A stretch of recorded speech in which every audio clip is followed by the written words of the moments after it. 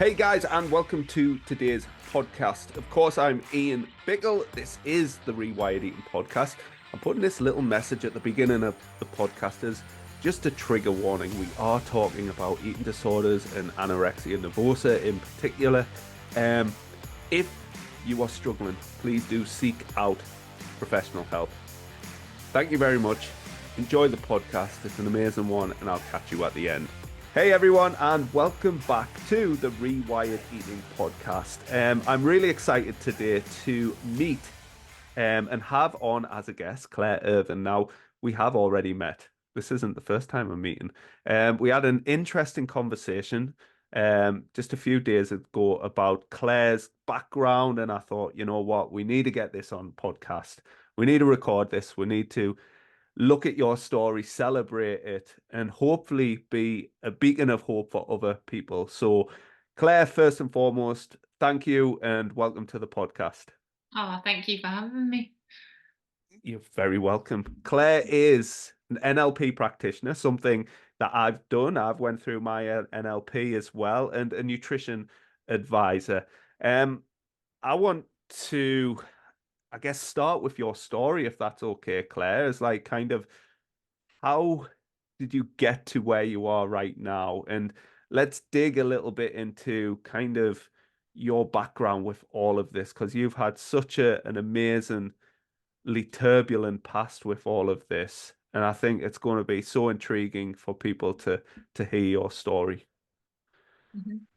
Well, I left home at 12 and went to a ballet school, and I lived in there. And as you can imagine, a young girl turning into a woman in leotard and tights. My industry that I then went into from there was dancing. I went to a school in London called Italia Conti and continued my training in performing arts and musical theatre. I became very aware of my body around the other girls, and there was obviously comparison. So that environment for me was probably the start of things kind of brewing. You are obviously aware, and you're in front of mirrors all day. But then I went on to model and dance, and I had a fantastic career. I went all around the world. I did get told by modeling agencies that I needed to lose weight, but I was very militant and very adamant, and a very strong young woman who loved her life, and I wasn't prepared to sacrifice my life for my job. So I used to get scouted by agencies while I was walking around London. Then they'd call me into the office and they would measure me, and I was always 2 inches bigger around my waist and around my hips than what they wanted me to be. And I would just be like, right, no, that's fine. I'll just keep working, doing the work that I was doing, dancing and modeling. And eventually I got signed by an agency in London who said exactly the same thing, that I needed to lose the 4 inches. However, they took me on anyway, and I signed with them. They said it would benefit me to lose the weight, but they wanted to have me. And I ended up working more than any of the other girls on the agency. I was earning the most money. I think because I was different and I had my own identity in a way by being a bit different, and I had my dancing and my acting. I was, I could bring all them talents, as if you were to put it as that word, uh, into a shoot, and I had a really successful career. And in the end, my agent was telling the smaller girls that they were barking up the wrong tree, and actually, look at Claire. She's a healthy size, and she's working. So I went to South Africa on loan to an agency. And when I went to South Africa, I went on a diet.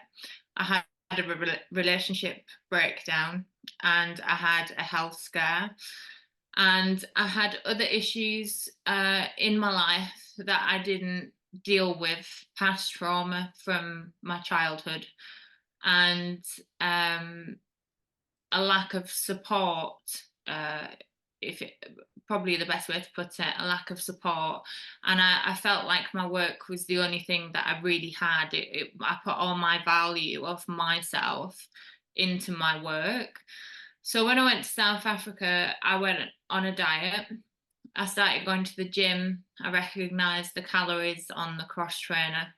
So I knew that as I was working out on the cross trainer, I'd never thought about calories before. I'd never dieted. I'd always eaten intuitively.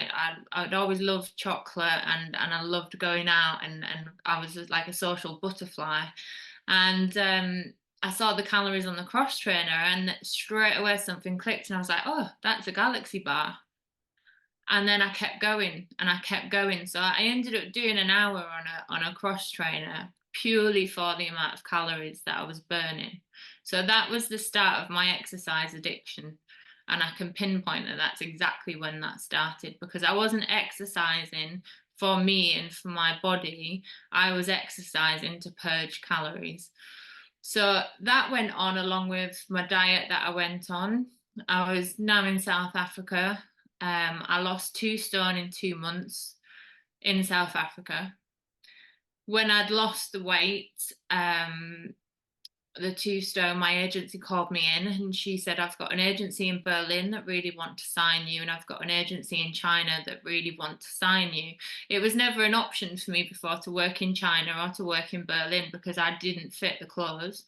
I was too big. They needed the 26, 36 measurements. And this, I was thought, this is it. I've done it. I've done all the commercial work that I could possibly want to do, and now I'm going to go into editorial, and I'm going to go to China, and I'm going to fly all around the world, and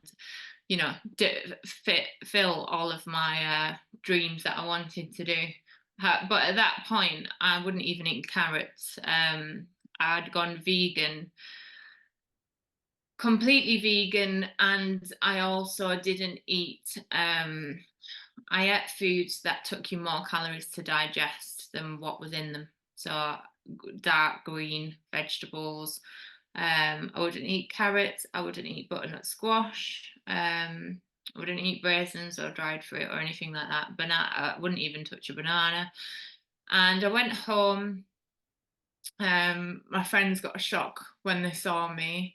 I then started fasting because I'd run out of things. The addiction took over. I'd run out of things to cut out. I didn't have any more food to cut out because I'd done it all. So the next thing that I started doing was I would fast for 3 days at a time and drink sugar-free Red Bull, and I would still go to the gym for 3 hours. I was doing 3 back-to-back sessions, either classes or cardio or a mix of both. And then I used to have to send weekly pictures of me in my underwear to this agency in China, and they okayed me. So my natural weight is between 11 and 12 stone. I'm 6 foot tall. I don't weigh myself at all now, so I couldn't honestly tell you what I weigh, but I know that that is my body's happy place. When the agency in China said yes, I was 9 stone 4, and I panicked because I didn't know how to continue because I was having panic attacks. I didn't know how to eat anymore. I only knew how to starve myself, and I only knew how to diet. I only knew how to lose weight. I was losing weight at such a fast pace. I lost friends because they were so upset with what I was doing to myself. But nothing at this point could come between me and what I was doing. So I was due to fly to Berlin. I went to Gatwick Airport and I woke up in hospital. Well, I woke up on the floor with my head on a person from security's lap. And the first thing that came out of my mouth, because they were giving me a drink of full fat Coke, and the first thing that I said was, is that diet? And I'd collapsed and just woke up.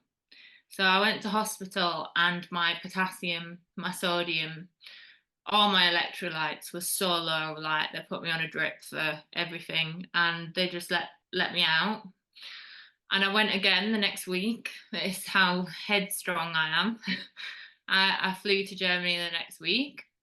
And I had a bit of a mental breakdown while I was there because my mind, your brain, when it's starved of calories, it's starved of food. Eventually, what happens is your body can go so long, but you're actually starving your brain and you start to lose your mind completely. Like I was hallucinating. My mind was making me walk around Berlin and I would walk past bakeries and walk in and actually buy the food knowing I was going to put it in the bin. It was like a test, like a game.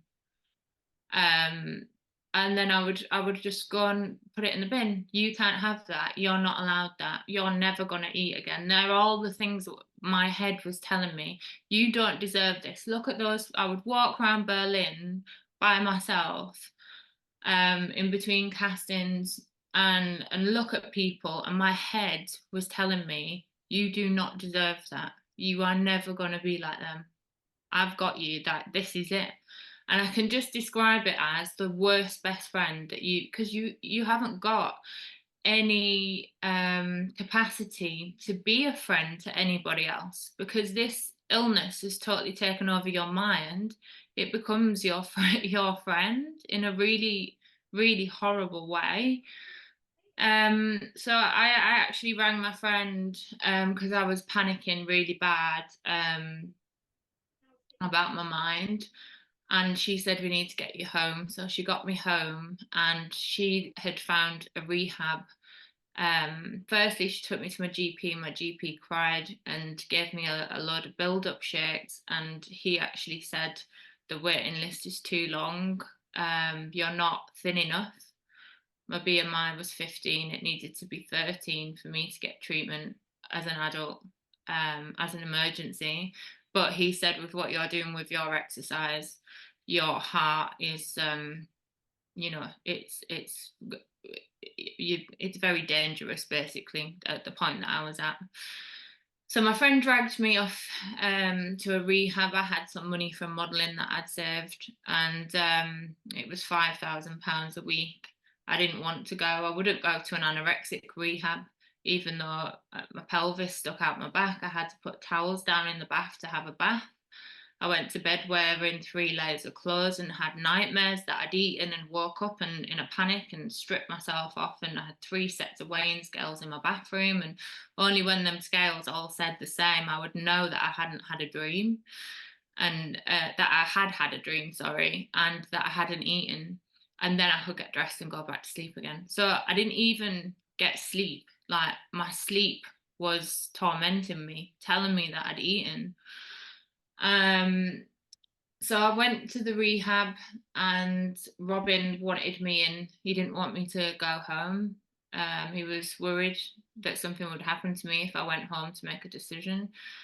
I did go home and then I went into the rehab and I couldn't do it. Like they put food on my plate and I just refused point blank to eat. They had to get a lady down from London, from their London clinic to come and sit with me, and took me about 2 hours to drink a small bottle of build-up shake. And then I had something called refeeding syndrome. I went blue. All my veins used to come out every time I ate something during my recovery when I did start to get well.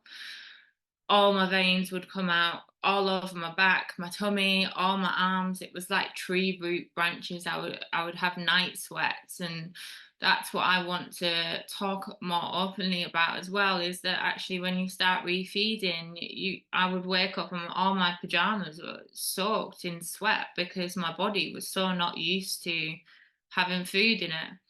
I was hairy. I had like peach fuzz all down my chest. My back was hairy. Um, and then I moved. I really liked Claire, who came and sat with me with that shake, and I liked her because she sat with me. She wasn't telling me. I had a connection with her. She cared. Like I felt like she cared about me, and I wasn't just this um, sick girl, you know. And so I moved to her. She ran a rehab in London, and she actually said to me, because I wouldn't eat anything, she said, "What are you prepared to try? I've never done this before, but you can stand with the chef and you can watch him cook your food because you're going to die." Sorry. and I said, "I'll have cod boiled in water with green beans, but," I said, "it's got to be with cutlery that I've seen him wash, and I need to put it on my plate, so that it's not contaminated with butter or anything." And it took me ages to eat it. And then it was Claire. I discharged myself 4 times because I couldn't do it. And it was Claire that sent me as a last ditch attempt to the man who saved my life, a hypnotherapist. And I went to body talks therapy. And one hypnotherapy session, where he took me back to before my illness, because I can remember when I was really ill, messaging my friends and saying, "What did I eat? What did I do? Tell me." Like, I can't remember. I can't remember what life was like before I had started doing this. And that's exactly what Max did. He took me back so I could then connect my dots of who I was.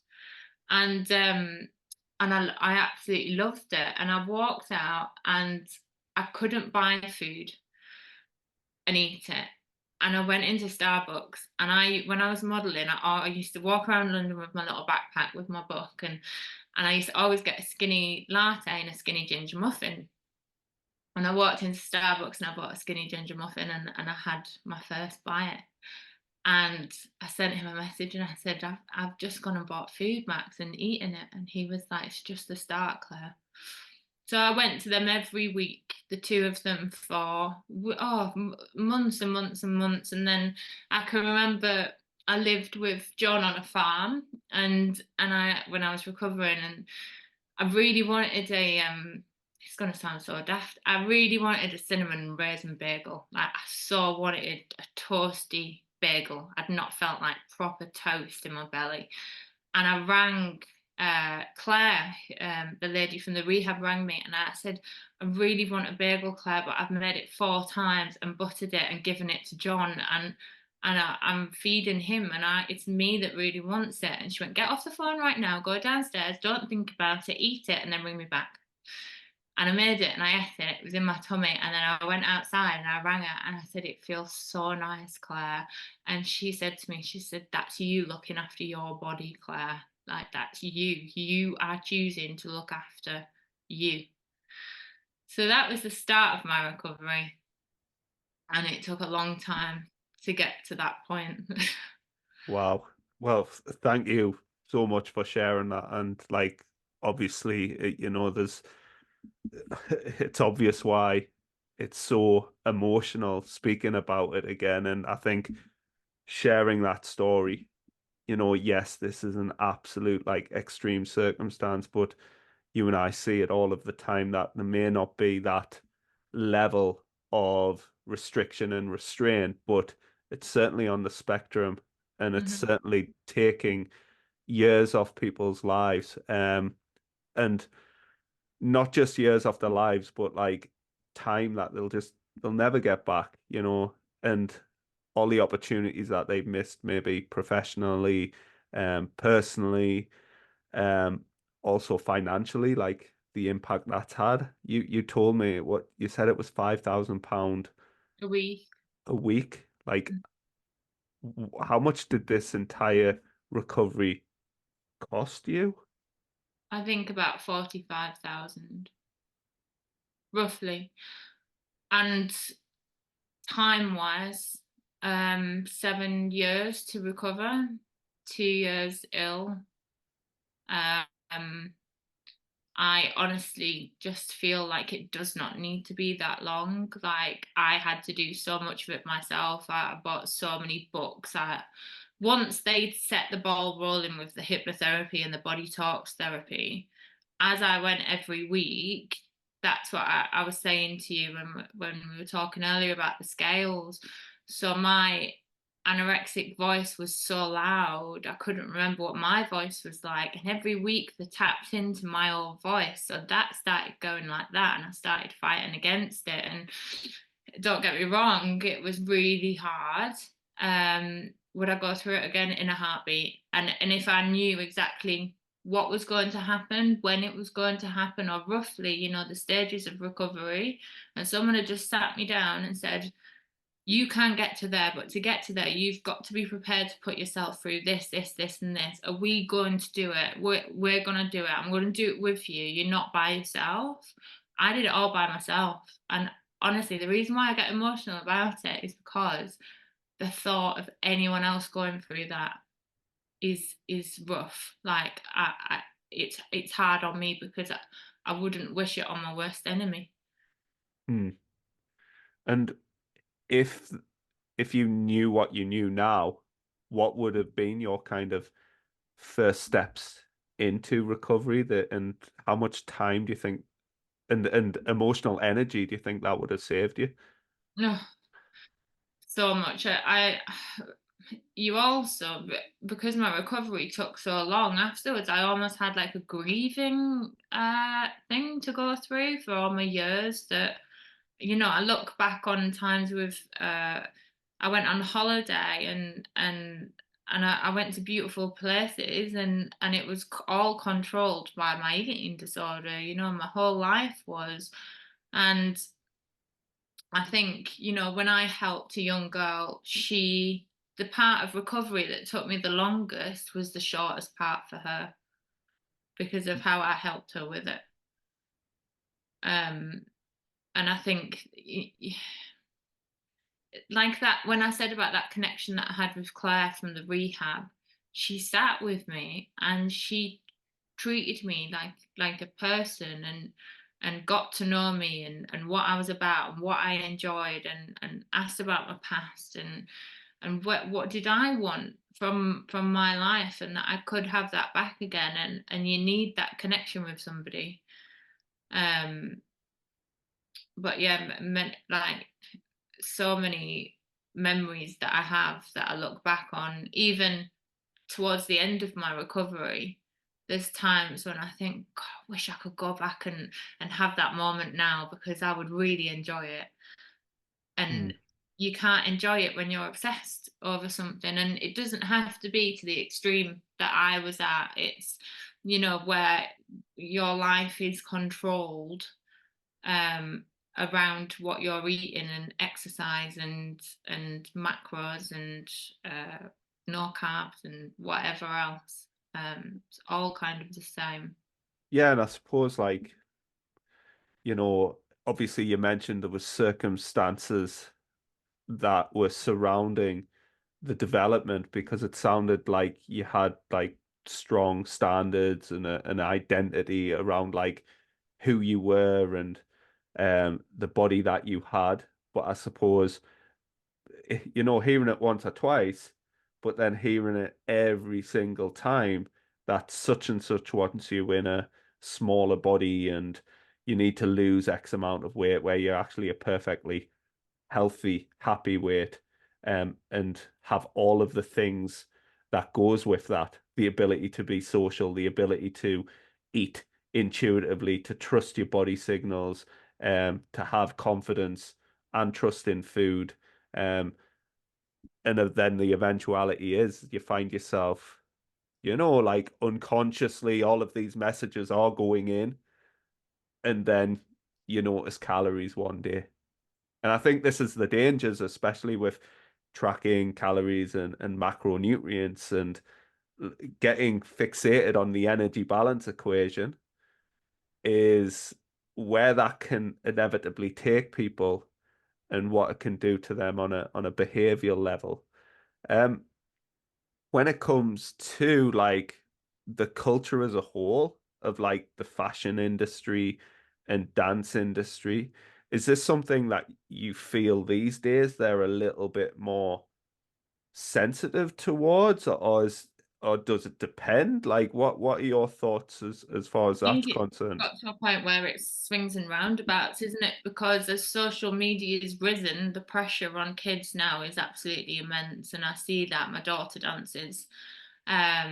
She's 8 years old and I see it. And I see it from parents, I see it from children to children. My daughter's been called fat at 8 by another child. And I obviously am very hot on all of that. Um, do I think it's changed? I think there's more scope for different sizes, more acceptance. I do think there's a balance at one end and a balance at the other, and not in the middle. If you get what I mean, like they're Yeah, still using very, very thin models that like that's still going on. It's just um and it's likewise with that. I think it's always going to be there. I think we just have we're more openly talking on social media about being diverse when it comes to size and everything, but when you come down to it, it's yeah, I feel it's exactly the same, if not with the added pressure of social media now. So yeah, wouldn't be pushing my daughter into the modeling world. I'm gonna put it that way.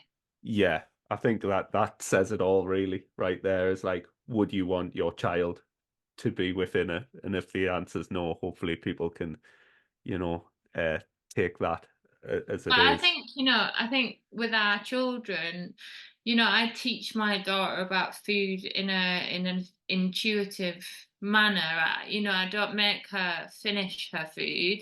I'll encourage her to eat her vegetables, obviously.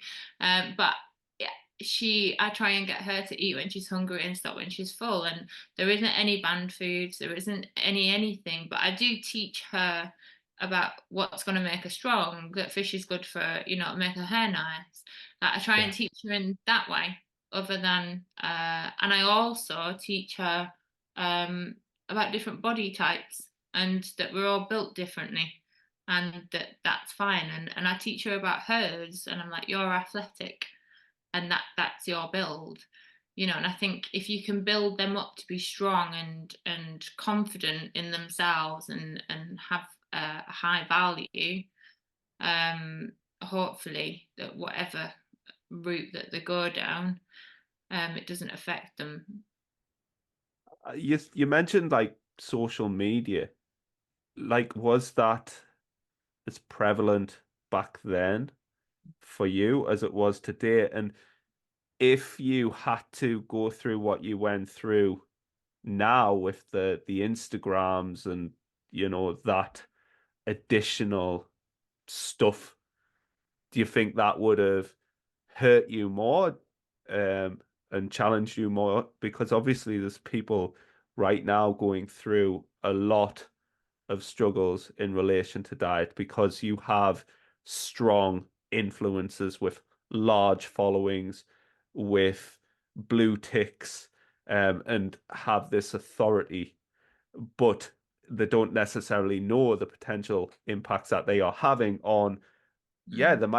they might get celebrated and dozens of likes, but typically the person who's struggling is sat there wondering why I can't do it, what is wrong with me. There's a deep sense of shame, isolation, embarrassment.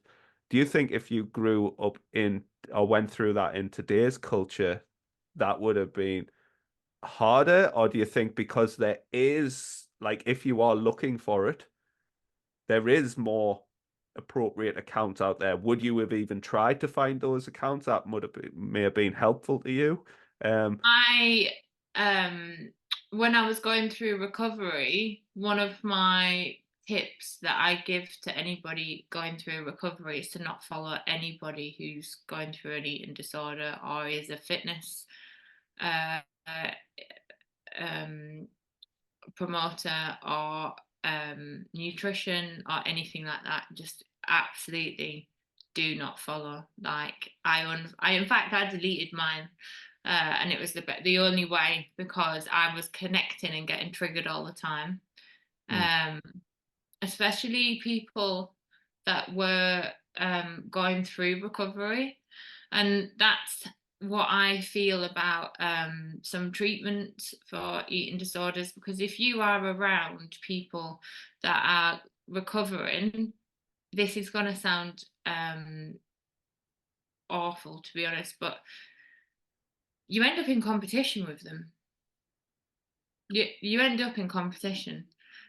They're eating that, so then your head is like, oh, I shouldn't have eaten that. So if you've done better than them health wise for your recovery, your eating disorder is going to hate that they haven't eaten and you have eaten. So it's like a game. And I just think, like when I was in rehab and they put a big plate of food in front of me and I was sat with everybody, even though they were eating it all and I wasn't eating any of it, I did not want anyone to see me eat. So I would not have even tried. Mm. So, regards to social media, my advice is to either completely get off it until you're at a point where you can handle it. Even now, I don't follow anybody who does transformational programs who is about aesthetics. I don't post anything aesthetic. It's not what I'm about. It's not what I value myself on. Um, it, it's and sometimes when I press the search and I scroll through and I see all these women that are just like, oh, look at me, I eat this in a day, and you eat this, and you can be like me. Like, I'm not going to be like you because I'm not you. I'm me. Yeah. And that person could have an eating disorder. That person could have anxiety around food. That person could be obsessed with exercise.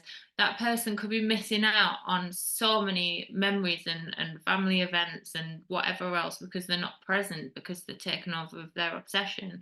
But they're getting all these likes on social media, so it's fueling it even more. So, Yeah.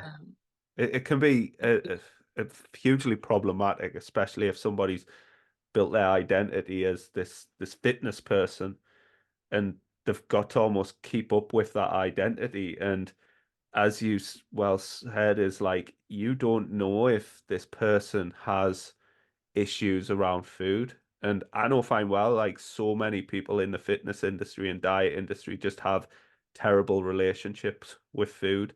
And it's almost like this confirmation bias because of course, they get a following, they get people who are facilitating the disorder. And it's really hard because like they've created such a strong like brand and identity around maybe their physical appearance that they get lost in that aesthetic side of it and they lose themselves. And it certainly sounds like that's what happened to yourself and reconnecting like with who you are. And I'm the exact same as like, listen, I don't do before and after pictures.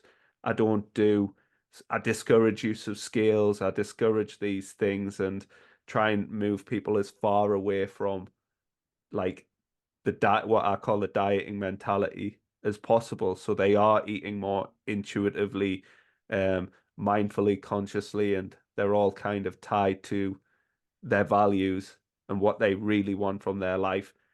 I can't guarantee what's going to happen with their body because, as you said, everybody is different. You naturally sit in this place. I naturally sit where I sit with what I consider no effort. You know, I exercise, I eat nourishing food because it makes me feel fantastic and I enjoy it.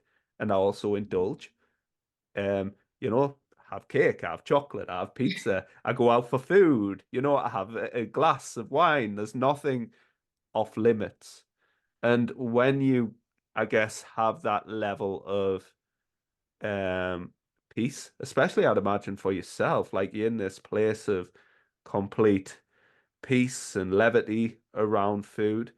So many people that I've worked with, they've had such problematic behaviors around food and they've been struggling with binge eating, emotional eating, compulsive eating, excessive attempts of control and restriction. Um, Sometimes that's like a necessary thing to have happened. And they look back and they go, you know what, that was really horrible, and I wouldn't wish it on my worst enemy, but it's actually giving me this new sense of purpose. And now you're coming into this, like, you've come into the world of NLP and advising people on nutrition.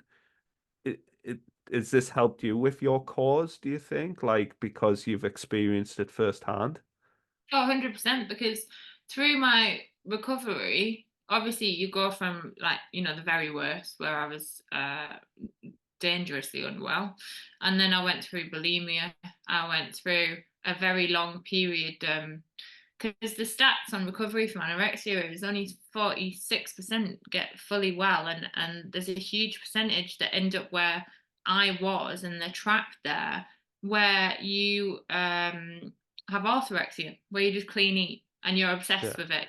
I baked my own bread and I did this and I did that, and took a picture of every single piece of food that I ever cooked, and I knew what I was having for breakfast, lunch, and dinner every day, and I knew what my snacks were. And if I went over that, I was out walking for 2 hours afterwards. And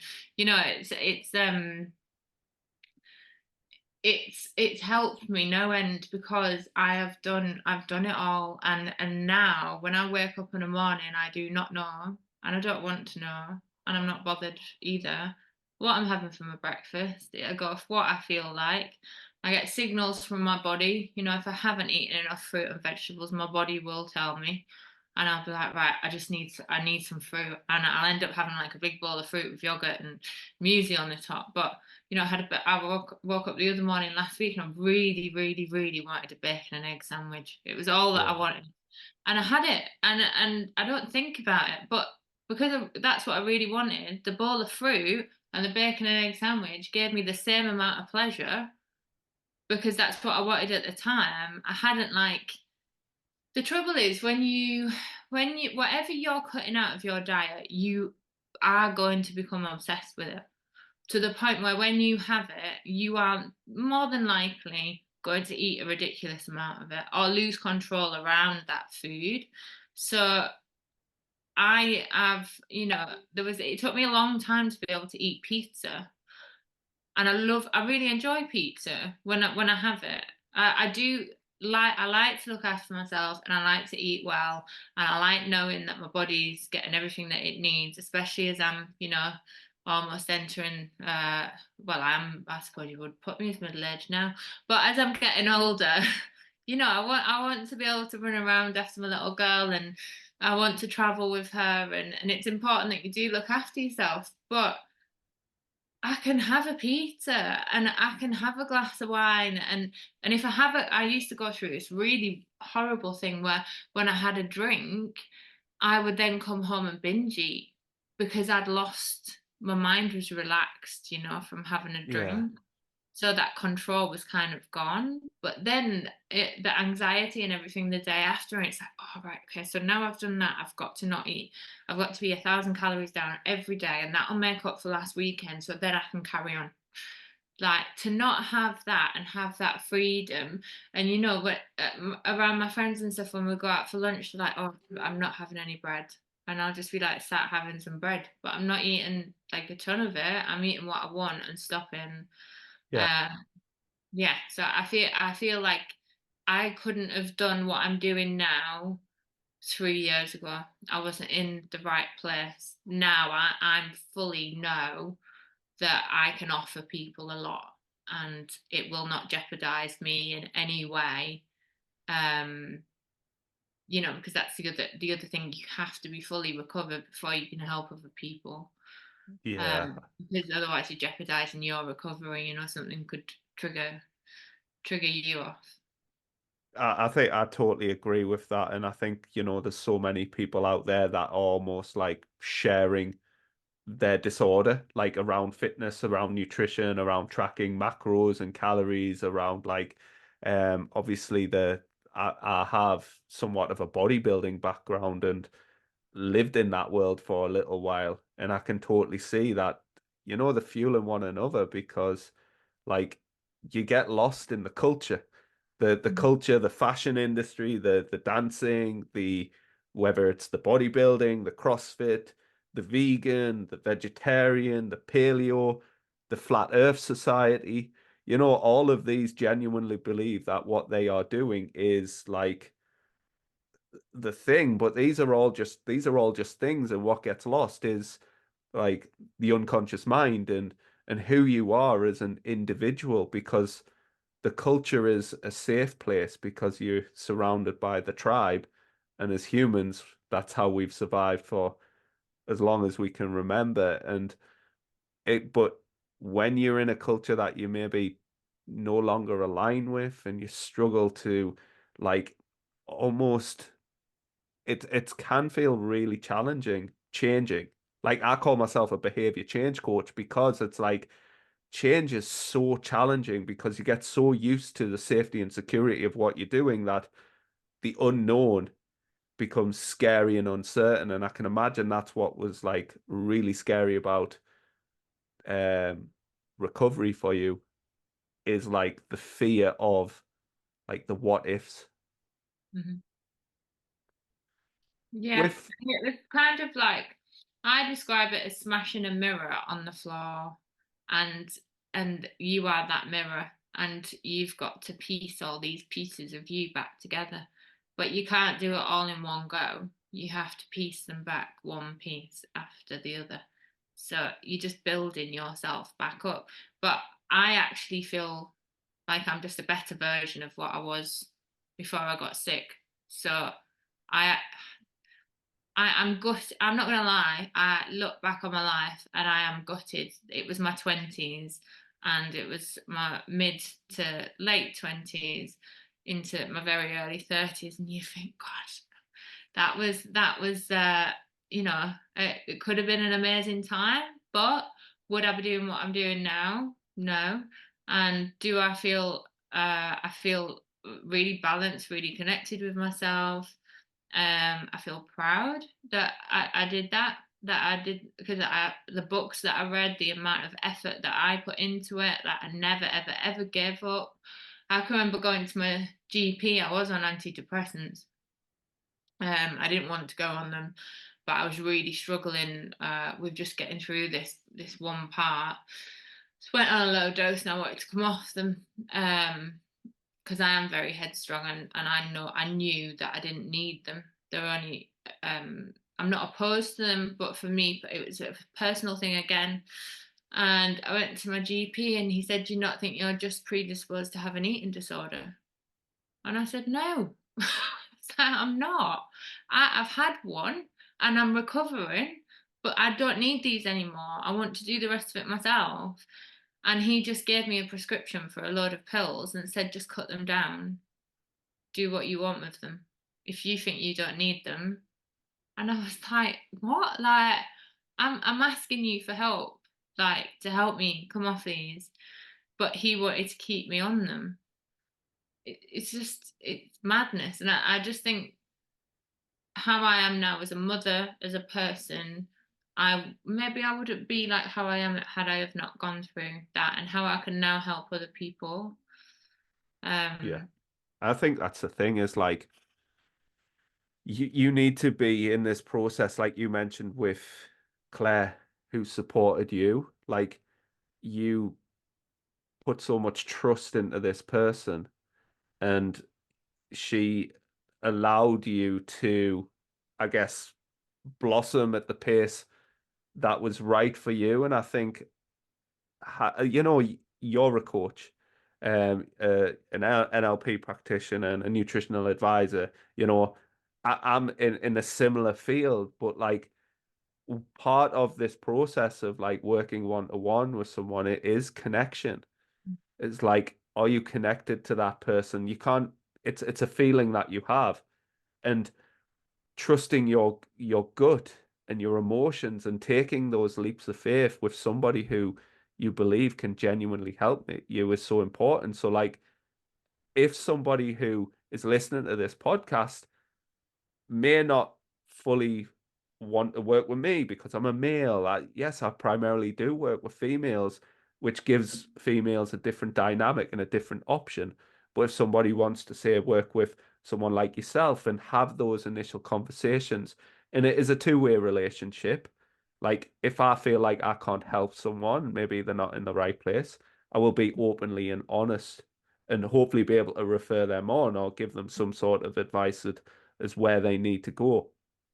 For you, when it comes to like the integration of like the NLP and the nutrition, where do you think like the magic is as far as that's concerned?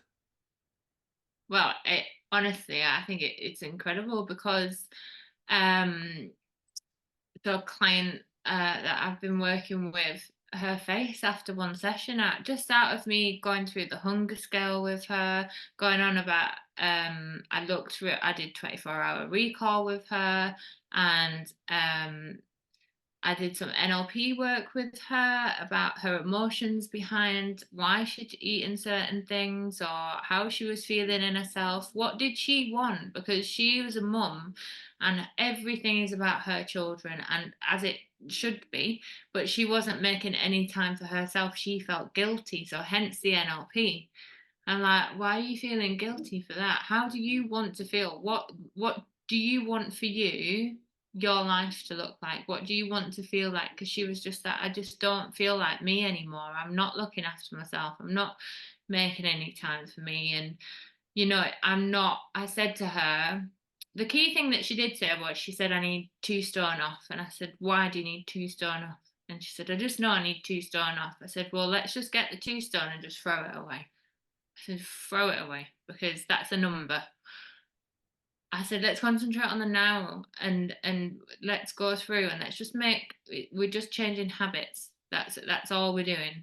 And the body will sort itself out, but we need to get the mind and the body working together at the same time. And I just think it's about um educating people about food for one thing. That's where the nutrition comes in, because a lot of people see food as processed food that we buy in the supermarket. And a lot of people don't know how to cook simple meals, and that, I can whip up a meal in 5-10 minutes of work, um, that's really nutritious for you, that's a lot healthier for you. Um, it's just educating people to then connect with the mind so they can make the right choices for them and for their goals, and to just get them feeling good in themselves. And I think when you feel good in yourself, you want to look after yourself more. Yeah. And NLP, neuro linguistic programming. So it's, neuro the brain, linguistic language and programming. This is called the Rewired Eating podcast for a reason. Like we are helping, and this for me, I recognize as very much as a process. So maybe your world, and this is what I love NLP, is like I'll operate in a client's world. All right. So it's not about me. I know a shed ton. We haven't swore, so I don't have to put an explicit on this. Unless we do, we go out for one in the final 10 minutes or so, effing and jeffing. But yeah. So like you operate like I know a lot about nutrition, and I probably forgot more than I remember now because like I start to realize, wow, this nutrition's really simple. We don't need to confuse and conflict people. We don't need to worry about like the going down stupid rabbit holes and looking at Krebs cycles and so on and so forth.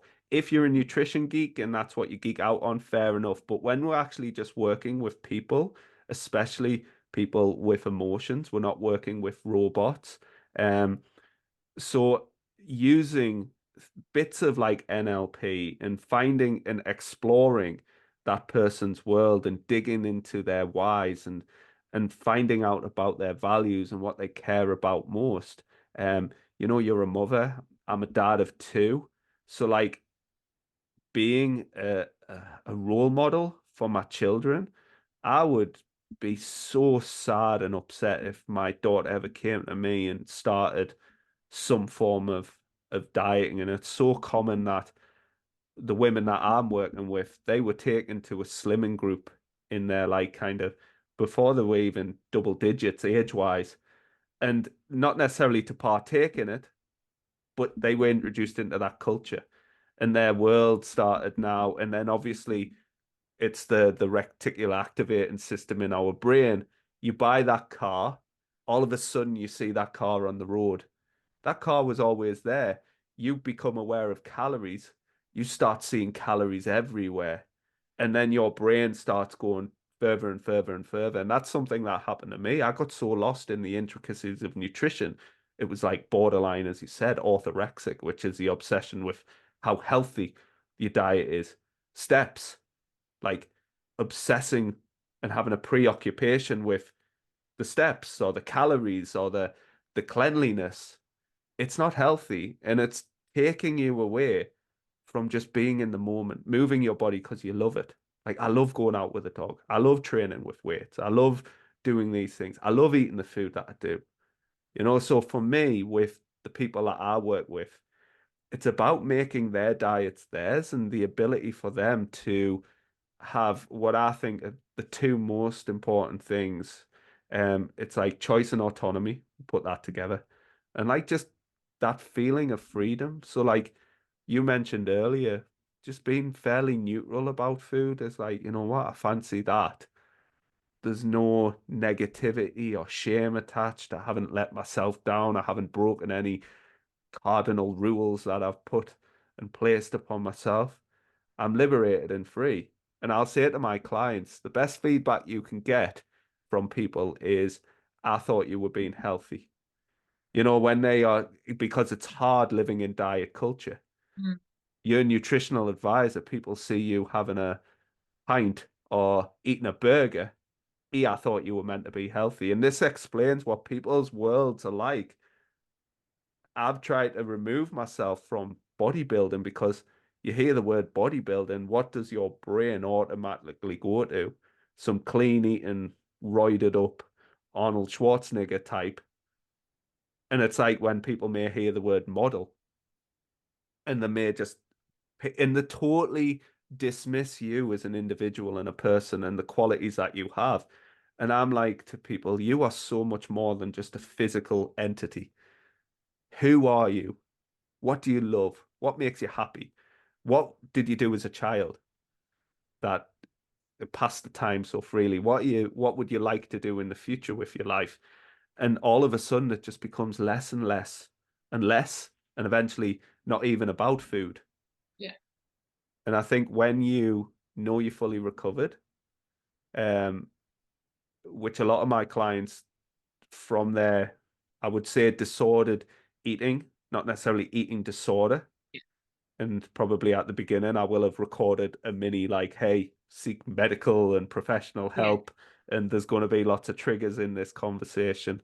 But you can like do this, Mm-hmm. and this is why I wanted Claire on here, is to show people, hey, like this is something that can steal away so many years of your life, but it's not stealing another second.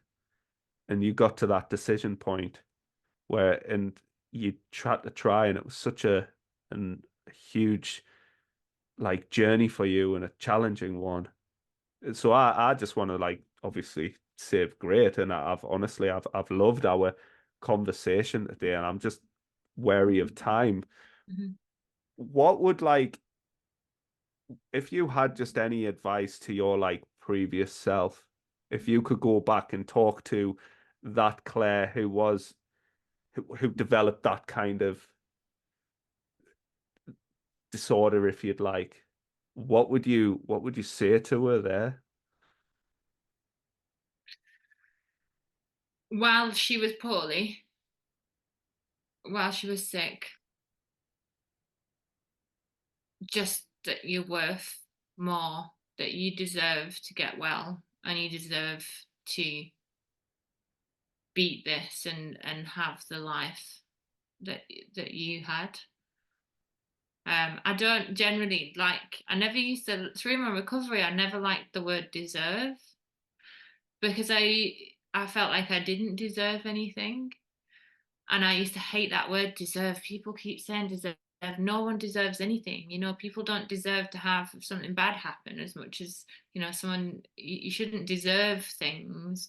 Now I actually, choice and deserve are two words that resonate with me so much, because to have that freedom of choice in your life, to have that strength to not compare yourself to anyone else, to just want to be the best version of you and your values, and to believe in them and not be affected by other people preaching theirs. um and everyone deserves to be happy, whatever their happy is, and everyone's happy is different. And so deserve and choice are my two big words that I use a lot. So not only maybe that message being for your younger self, but also to like the general audience who are Yeah. listening right now is like, you know what, you deserve, and you are so much more. Yeah. Beautiful. Claire's anything that I haven't went through today? Is there anything that you'd like to that we've missed? Anything that you'd like to share? Not really. I mean, to be honest, the recovery aspect of eating disorders is something I want to tap into at different times on stages of the recovery to help people. I want to do a lot of public speaking about it and get it out into the open, what it is actually truly like. I take everybody on an individual basis, and I have no plans whenever I have a client. I don't pre-plan anything. I work off people as an individual, similar to you do, and just want to help people. That's all. Yeah, just meet them where they're at, and I think it's so easy that they're not going to get just thrown into another whatever, whether it's a meal plan or system, whether it's sins, points, macros, calories, so on and so forth. These things are just all, unfortunately, often variations of the same thing, and it's never really digging to the depth that it needs to, because you're still so focused on external stuff rather than internal stuff. And this is an inside-out job in many ways, but because you're working on an individual's nutrition and nourishing them and getting their body back to a place of functionality and reducing scarcity around food and fear and so on and so forth, whilst also doing the inner work, they just complement one another amazingly. Because I know some people, they will go through therapy, but there'll just be no nutritional intervention either. And maybe vice versa, exclusively focused on nutrition, but there's no kind of additional mindset work. When it comes to maybe people who are interested in following you, learning from you, and having a bit access to your stuff, have you got anything that people can follow or go-tos or anything like that, Claire? I've got a website. It's Clare Irving, Claire spelled without an I, CLARE, Irving, IRVING, NLP.co.uk. And on there, I actually have written my own ebook that you can download for free on ways that NLP can help in all different aspects of your life. And I also have a Facebook page, Clare Irving, NLP practitioner. I will throw all of those into the show notes so people can go. But Claire, honestly, I'm really grateful of you sharing your story, and I'm excited to see the work that you do, and if I can support you in any way, just please do feel free to reach out. So no, absolutely amazing, and I just want to thank you once again. Oh, thank you. No, it's been brilliant. I just want to say a huge, massive thank you to Claire for coming on the show and sharing her wisdom and helping ultimately people with their relationship with food. Please like, please subscribe, please share. I have put some stuff in the show notes where you can reach out to me. Also, I have a free diet scorecard.